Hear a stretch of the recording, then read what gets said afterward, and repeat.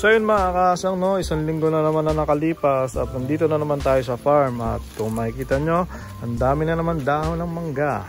At yun nga ang nagiging problema natin dito. So ayun, no, nag-iisip ako ngayon, no, dahil medyo tingin ko makakaluwag tayo ngayon, ngayon 2025. Gaganda yung ating pasok ng income. Yun, iniisip ko na lagyan ng bubong to. Yan guys, lalagyan na natin ng bubong yan kasi wala talaga akong magagawa dyan sa, sa puno na yan. Kaya pinaplano ko magpagawa ng ganito. Kung saswertein tayo at magtuloy-tuloy yung ating yung magandang pasok ng income natin ngayon, papagawa ko to ng bubong tapos papabakuran ko na rin yan. So yun yung pinakaplano talaga natin, kaya hindi ko na ginalaw yung mga setup natin dito kasi plano ko na baguhin ulit. Kasi ito baka tingin ko baka ilipat ko yan kasi kinakausap ko si Papa, mukhang papalipat niya to, so ililipat namin yan sa ibang pwesto dito, siguro doon o doon. So balitaan ko na lang kayo, pero ngayon as is pa rin kung ano yung tsura nito, ganito pa rin. At ayun, tiis-tiis muna tayo doon sa mga nalalaglag na dahon tsaka yung mga bulaklak ng mangga.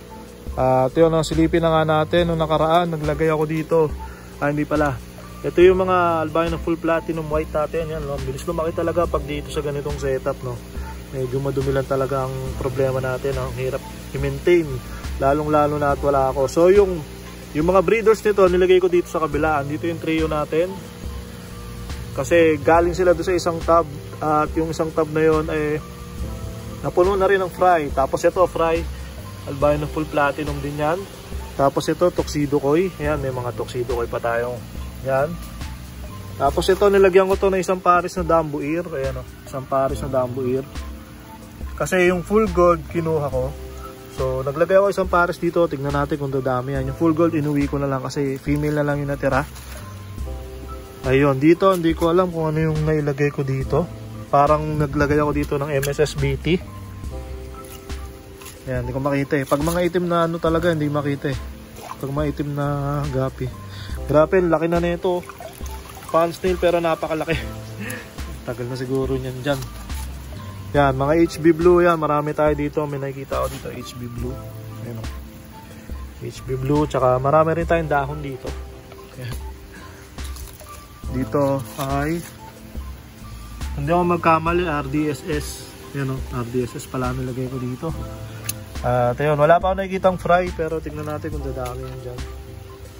May nilagay pala ako RDSS dito. Dito HB blue, madami pa rin tayo HB blue. Marami pa rin ako nyan sa bahay. HB blue dito ay, hindi ko alam kung anong laman. Pero tinatanggal ko unti-unti yung mga dahon ng mangga. Dito RDSS din. Ayan, marami pa naman tayo isda. Marami pa naman tayo isda dito. Hindi ko lang masyadong kinukuhanan o alam mo yun na hindi ako masyadong nagpo-focus pa. Pero inayaan ko lang sila. HB blue, napakarami dito. HB blue. Ayan, kita nyo ba? Hindi nyo rito, no? Ayan, HB blue. Dito naman purple dragon. Ayan, dami rin natin purple dragon dyan. Bahala na kayong dumami dyan. Tapos kukuhanan ko na lang kayo sa tamang panahon. Ito rin, meron din tayo dito mga Dambu ear mosaic. Yan, yung mga Dambu ear mosaic natin, napakarami na rin dyan. Pag kumuha ko dyan, mga buntis na siguro yun. At pwede nating ipa-drop muna bago natin ibenta. Ito tayo mga breeders. Ito, dami. So mga yung mga laman yan, mga Dambu ear. Yan, ang mga albino full platinum. Ito, Dambu ear din yan. Naglagay ako ng maraming Dambu ear dito, HB red. Yan, konti na lang kasi yung strain natin simula nung naglagay tayo ng maraming strain dito.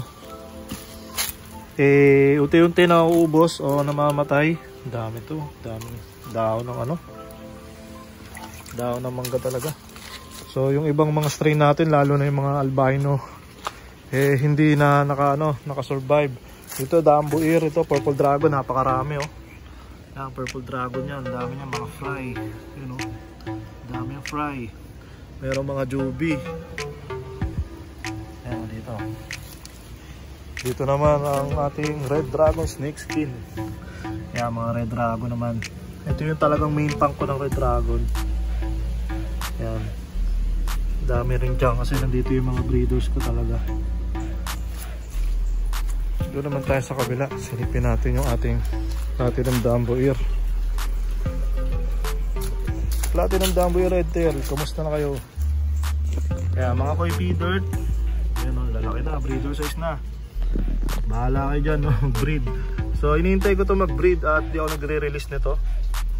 Sa ngayon, di pa ako nagre-release. Ang dami nito guys, mga 30 pieces yata ito na juvie size na. Malamang sa malamang nagbe-breed na yan. So hayaan ko silang dumami dito sa pond na yan. Tapos kunin natin itong mangga na to. Yeah. Ayun, dami oh. Kita na, dati nilagay ko yan dyan, fry lang yan eh.